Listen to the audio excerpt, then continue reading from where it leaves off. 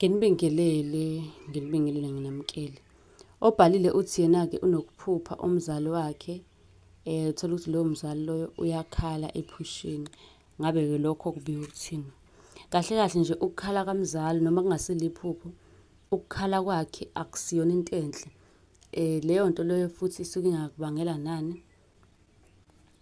Nanokuthi ube namabhadi into ey'kanjalo-ke.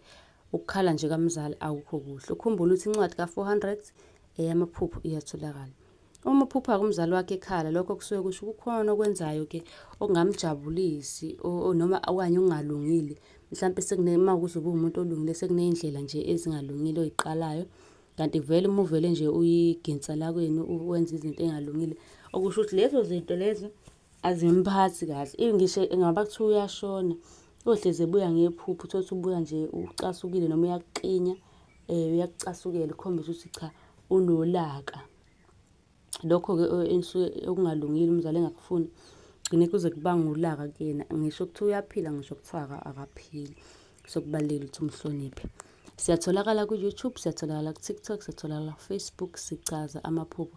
Kanti incwadi-ke yamaphupho ikhona 400 rand, ikhona insipho yobulongo 100 rand, ithumele ku-soap ye-skin 100 rand nayo. Ningasifonela futhi, ningasi-WhatsApp-a, siniposele ngophepha u-address 60 rand, nisale kahle.